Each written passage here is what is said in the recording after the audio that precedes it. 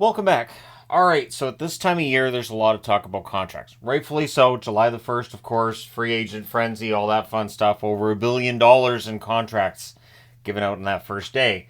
So I've got these set up by the Western Conference, Eastern Conference, random order, Pacific Division, then the Central, Atlantic, and then the Metro. So we start with San Jose, we end up with Carolina. But what I'm doing today is I'm doing like my favorite cap hit / contract per team. You guys can let me know your favorites. I was actually going to do the other way too. I was going to do like the worst contract, but a lot of it would be repetition or feeling like you're kind of picking on certain players. And so I'm not doing the worst contract per team.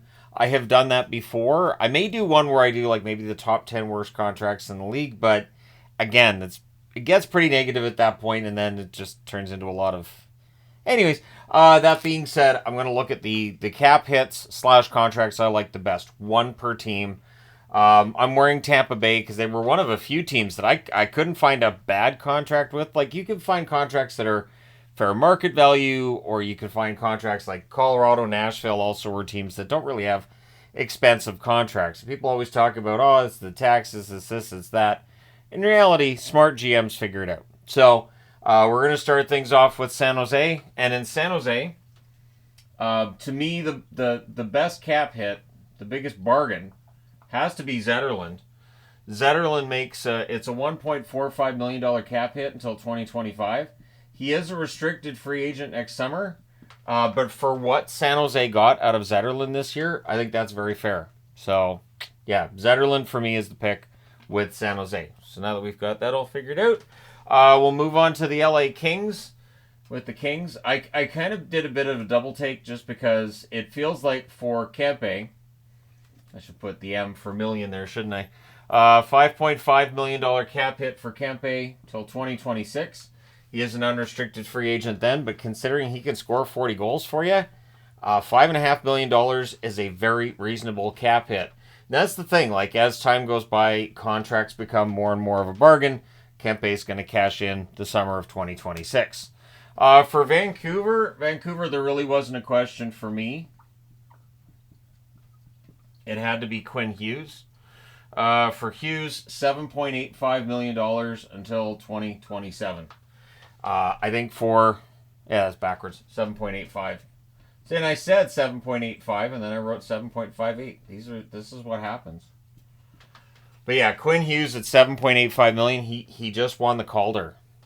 The Vancouver Canucks have a huge deal on their hands with Quinn Hughes. And yes, between now and 2027, the talk will become, I think he wants to go to New Jersey because that's what happens in this market. But at this point in time, it's a very good contract. He won the Norris Trophy. He's worth at least $11 million on the next contract, is my guess. For the Oilers, there's only one player that I felt like could go on the board. Now, honorable mention, obviously, to Zach Hyman. Zach Hyman, that contract, which at the time it seemed to have a lot of risk tied to it, because Hyman didn't produce in Toronto the way he has in Edmonton. And I'm going to say this too, I don't think Hyman would have produced as well if he'd stayed in Toronto as he has in Edmonton either. But Leon Draisaitl at $8.5 million for another year. So we know he's getting paid next summer. I would say a $12 million cap hit, probably around the point where you start with him. Because Draisaitl's already shown he is one of the best players in the NHL. And he's pretty consistent as well. So yeah, Draisaitl at $8.5 million, and he's going to get paid next summer. For Anaheim, I went back and forth with Anaheim on who I was going to pick. And I'm going with Troy Terry, and I'll explain why. Troy Terry at $7 million until 2028. It doesn't hurt them. He's a good player. Arguably one of their best forwards going into the season. I say arguably because there's some good young players coming up. Leo Carlson's going to be a star. But Terry at $7 million, I think that's a very reasonable cap hit. And I had toyed around with either Fowler or Terry. I went with Terry because the cap hit's similar to Fowler's, and he's younger than Fowler as well. So there's some certainty there with Terry. So if at some point in time Anaheim's looking to create cap space for all their fantastic young players, I guess you move Terry for cheap, because teams would take Terry at $7 million is what I'm saying. But I don't think he's going anywhere. I think he's going to be in Anaheim for a long time. Calgary. Now he got traded today. For Calgary, I went back and forth a little bit. I settled on Blake Coleman. Blake Coleman at $4.9 million. That's the cap hit until 2027. So everything gets torn down in Calgary over the last 18 months. We've seen a whole huge exodus of players, but Blake Coleman has been excellent for Calgary. And at points last season where it looked like they might push for a playoff spot, Coleman was a big part of the reason why. There were a lot of games where it felt like he was easily their best forward. So while at the time the contract was signed, there was some risk there, I think Coleman has shown that he's worth every penny thus far, if not a bargain at that cap hit for what he has provided for them. In Vegas, I had to go back to an old favorite for me, and that's William Karlsson. William Karlsson's cap hit is $5.9 million until 2027. I've always been a big fan of Wild Bill's game. Should make sure that point is right in there, really, really obvious. Doesn't look like it's part of the nine, so it doesn't look like $59 million cap hit. But Karlsson at 5.9, notice I only put the M the first two times and then forget. It's fine. You guys know what I'm talking about. So at $5.9 million, $5.9, that's great. But till 2027, Karlsson is a really good two-way forward. So even though the goal scoring, I mean, you might want a couple more goals here and there. The reality is he's so good defensively. He's an excellent player. He's not Barkov, but he's one of those players that's like Barkov adjacent in terms of his Selke ability. And would I be surprised if Karlsson had like a great year this year and ends up getting to the Selke conversation? No. In fact, I'll push for it if he starts to do that. So if he gets off to a hot start this year, you guys are probably going to hear me talking about, hey, and what about Wild Bill as a Selke contender? For Seattle, I went back and forth a bit. I thought about using Dunn, saying, well, Dunn's got a pretty good cap hit. But honestly, for what they get out of Jared McCann at $5 million, that's till 2027 as well. I don't think you're going to have any complaints in Seattle. And I think that if McCann was on the market right now, he would easily get, $6.5, $7 million? I would think. McCann's been excellent. The move to Seattle has really, pumped up his career. So even though this past season wasn't as strong as the one before for him scoring-wise, he is still a bargain, I think, at $5 million. But you guys can let me know your thoughts. Nashville, I went back and forth. Like I said, there's no bad contract in Nashville. And I will stand on that. The OC contract's fine. At the time it was signed, I defended it. I will still say the OC contract is perfectly fine. But Forsberg, I think at $8.5 million.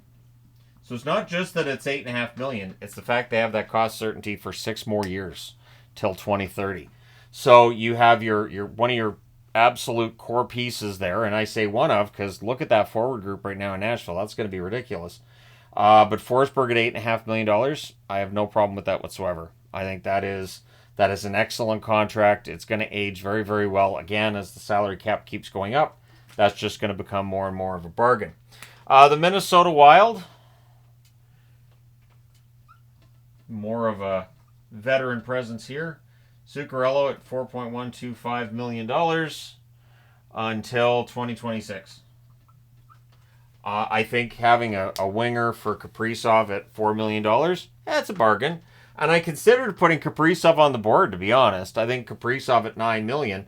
Sure, at the time it was signed, there was a debate and there was some hand-wringing, but I think that's aged really, really well.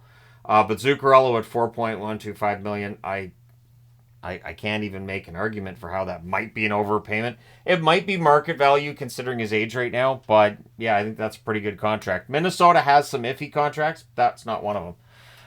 Dallas, it has to be Ottinger. When Ottinger's at his best, he really can be one of the, I would say, top 5 goalies in the league. But at $4 million, even when he's playing okay, that's fantastic.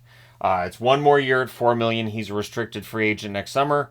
He's going to get paid. So Ottinger is motivated going into this season to have a really good year because of the fact that he's playing for a raise next summer.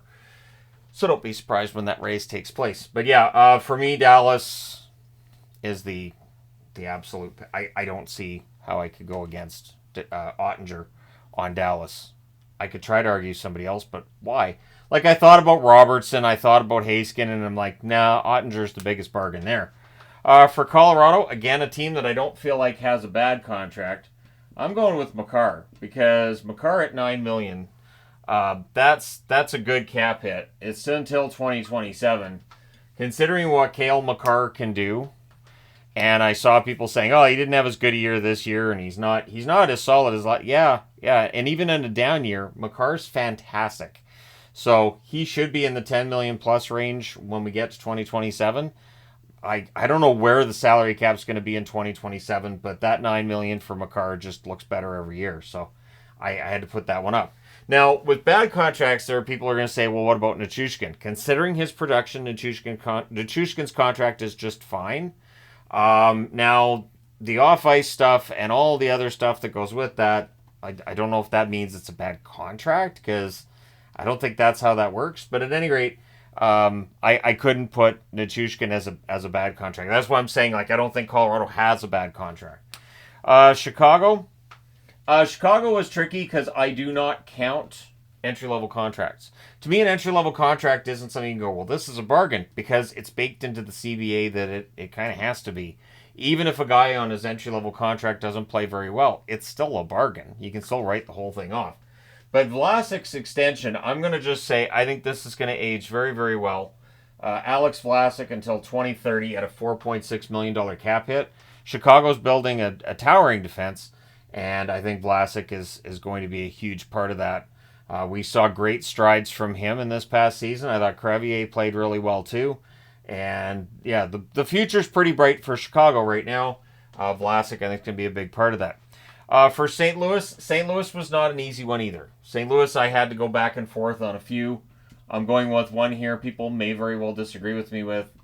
But at $8.125 million for Robert Thomas, who I still think is one of the best passers in the league, the fact that contract runs through 2031, I think it'll be fine. Now, Kyrou had more of an up and down season. We can make the argument that maybe Kyrou's contract isn't aging as well as Thomas's, but I think Thomas's contract is aging perfectly fine. Again, for what Thomas is right now, and for the fact that he's still young, his best years may very well be ahead of him. I think the 8.125 is fine per cap hit.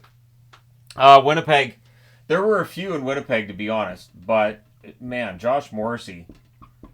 Because this time of year, it's always, oh, well, those southern teams, they have all the tax breaks and they get guys signed for way cheaper than they would if they played in Winnipeg.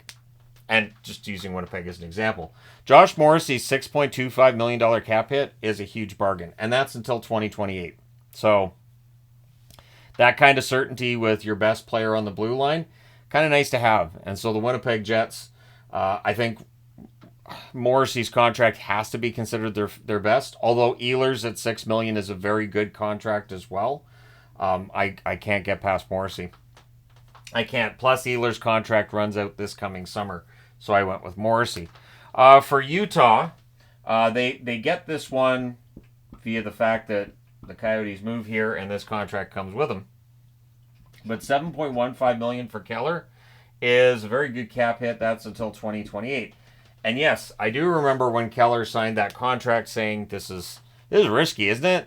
$7.15 million. He hadn't done anything yet. He had done very little at the NHL level to show that he was worth $7.15 million in terms of the scoring. But he has trended upward since then. The guy's a star. And now that he's in Utah and the team should be better, Keller's numbers should go up. And maybe the rest of the NHL will start seeing what I've seen over the last couple of years, that Clayton Keller's the real deal and could very well be the star forward to lead Utah into a playoff spot in their first year. We'll see what happens. So that's your Western Conference contracts. And I wanted to split them by conference because why not? I don't think I've ever done this before, so why not? Then we get to the East. We're starting with Tampa. And for me with Tampa, this is a contract I've talked about. Well, I talked about it last summer when it was signed. But to me, Hagel at $6.5 million until 2032, that's a steal. That's an absolute steal for what Brandon Hagel's been in Tampa and for what he was in Chicago before that. I've always thought Hagel was mildly underrated. I think he still is. I think in Tampa he's somewhat underrated, although now that Stamkos is gone, some opportunity may go to Hagel now that might have gone to Stamkos before, and maybe we'll see Hagel really shine at this level with Tampa Bay. That being said, maybe Gensel just jumps into all those spots that Stamkos was in. But I like Hagel's contract a lot. The Gensel one I'm not as sold on. I mean, it's a long-term deal. There's definitely risk there. But I like Hagel's better at 6.5 million. So that's 2.5 million less than Gensel.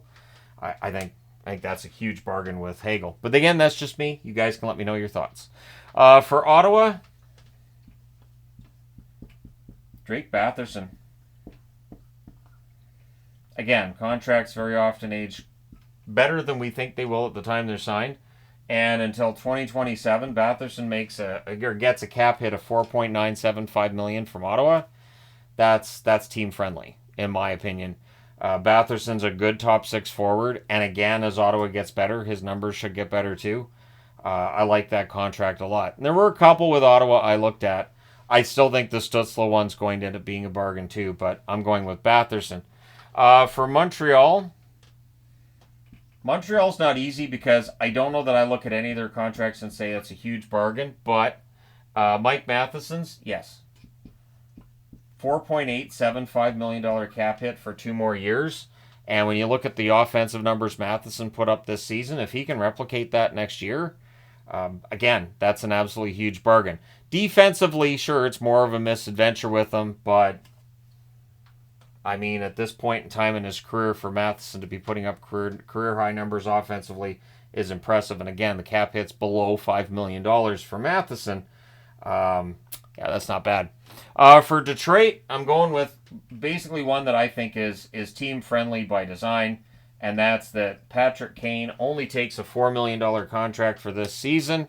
Any bonuses earned and everything, of course, because sometimes there's bonuses on contracts, but those get tacked on the following season. I think Patrick Kane at $4 million for 1 year, fantastic, absolutely fantastic, and yeah, Detroit I think did well with that contract signing. Even if Kane's hip acts up and say he misses 20 games, that $4 million cap hit's still really good. And I just say that because the surgery that he had, it is rare for a player to come back and play for an extended period after that surgery. So Kane at this stage, having played as much as he has this past season with Detroit and now he's signed again, I think it's kind of a minor miracle that he's playing as well as he is. For Buffalo, Alex Tuch. Tuch's cap hit of $4.75 million until 2026. Even with the year this year that was down offensively from where he was the year before, that's a solid cap hit. So if Buffalo ever got into a position where they're like, we'd like to move Tuch, there will be teams lined up for his services. Tuch's a dynamic forward, makes a huge difference, and if he can start the season this year the way he played, not this past year, but the year before with Buffalo, that would go a long way, I think, to keeping them above the playoff line. Maybe for the season. It'd be nice to see Buffalo in a playoff spot, wouldn't it? Well, I think it would. So, anyways, for Florida, Florida has a couple. And yeah, that's part of the reason I'm mentioning the tax thing. People talk, Florida and all these tax breaks. Well, it didn't help them for decades before this. And they've got these guys on bargain deals. They got Forsling for nothing. Verhaeghe they got for next to nothing. Like, that has nothing to do with taxes. 4.166 cap hit for Verhaeghe, and that runs for 1 more year. So next summer, Carter Verhaeghe is going to get paid. I would say he ends up in the $6 to $7 million range if he stays in Tampa. Or in Florida, I should say. He left Tampa to go to Florida. But if he goes to the free agent market, who knows what he'd make. Verhaeghe could be very pricey. So Bill Zito probably sitting down with Verhaeghe's agent this summer would be my guess. I haven't seen reports that he is or isn't. But my guess is he'll sit down with his agent and try to hash that out now. Get that done now. Don't wait until the last moment. Even though the contract they signed with Reinhart, very reasonable. Toronto. So with Toronto, I'm going with a contract they just signed because this is a player that I've liked for a long time. I think Toronto did a good job. So this past season, goaltending was an issue, right? Adding Stolarz at $2.5 million for 2 years, it's fantastic.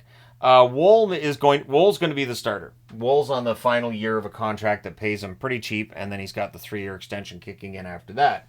But Stolarz at $2.5 million, what a fantastic move. He played really well for Florida this past season, played quite well for a bad Anaheim team before that, and I think he can thrive in Toronto. I thought about putting Domi up, but the goals just aren't there for me to say Domi's contract is a bargain.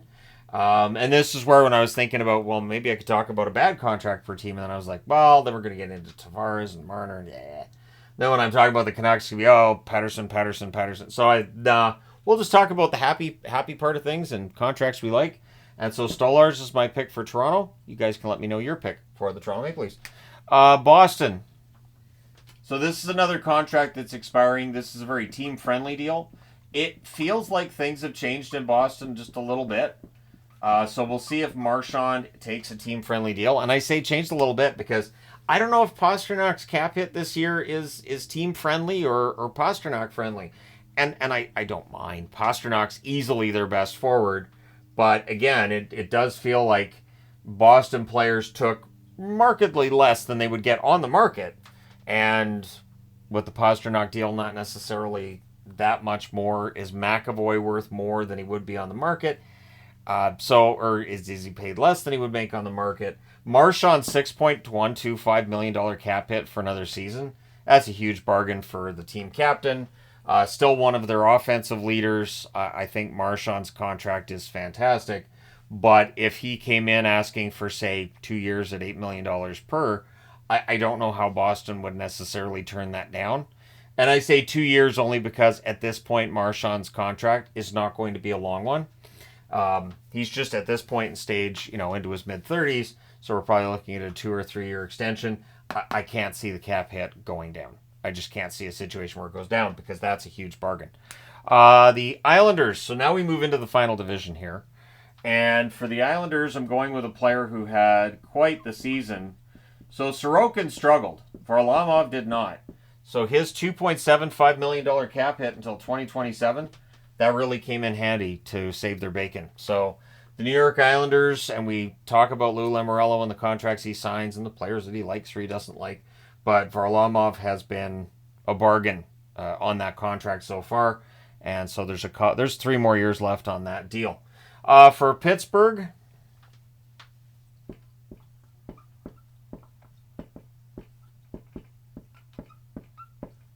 Sidney Crosby. 1 more year, $8.7 million. So there's word that they're close to an extension. That came out a few days ago. We have yet to see an update on that. So for Crosby, it's going to be a very interesting upcoming few months, or maybe a month, or maybe a week until that contract gets signed. A lot of discussion about him retiring as a Penguin, so I would expect if that deal's signed, it might be a 4 or a 5 year deal. Maybe he signs for the full 8 and says, to heck with it, I'm going to play forever. But if there's anybody who could do it, it might be Crosby. The New York Rangers.